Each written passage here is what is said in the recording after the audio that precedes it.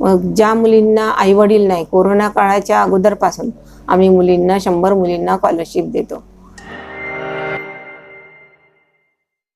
मी कुसुम मधुकरराव तामगाडगे, मी श्रुतिशेष मधुकरराव तामगाडगे ट्रस्टची अध्यक्ष आहे.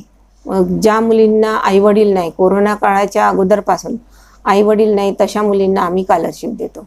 जवळजवळ 100 मुलींना निवडायचं असलं तर आमच्याकडे 300-400 फॉर्म येतात मुलींचे. त्याच्यातून निवड करावं लागतं आम्हाला.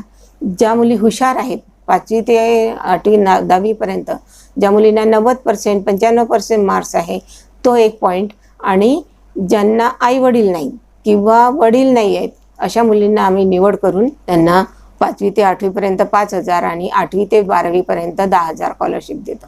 यावर्षी तर मीच सिलेक्शन केलं. अशा कितीतरी मुली आहेत आईवडील नसताना नर्सिंगचं ट्रेनिंग करणाऱ्या, कॉलेज शिकणाऱ्या. मग असं वाटतं कुणाकुणाला निवडायचं, पण त्याच्यात प्राधान्य हेच देतो आम्ही की आईवडील नसल्यावर मुली बेसहारा होतात. आणि आम्ही मुलींनाच का देतो की मुली समोर याव्या, मुली शिकाव्या, मुलींना काही त्रास नको व्हायला. त्यावेळेस स्कॉलरशिप दिली तर एक आई ती म्हणत होती, माझी मुलगी ही 6वीत आहे, अभ्यास करत नाही, सारखी मोबाईल बघते, रील बनवते, तुम्ही काही हिला सांगा. म्हटलं बघा, तुम्ही आई आहे, तुम्ही सांगू शकता मुलीला काय करायचं ते. आणि मुलीबरोबर एक मैत्रिणीसारखं वागा. मुलीला सांगितलं, बेटा मैत्रिणी दूरची आहे पण आई आपली जवळची आहे, आई मैत्रीण आहे. कुठली गोष्ट आहे, शाळेतली आहे, कोण्या मुलांनी त्रास दिला, काय दिला, प्रत्येक गोष्ट आईजवळ सांगायची.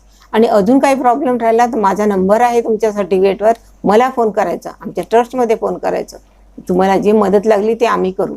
असं करून आम्ही 7-8 वर्षापासून, म्हणजे जवळजवळ 10 वर्षापासून आम्ही मुलींना 100 मुलींना स्कॉलरशिप देतो. आणि त्यांचं जेवण खावण वगैरे दिवसभर राहण्याची सोय करून त्या जातात.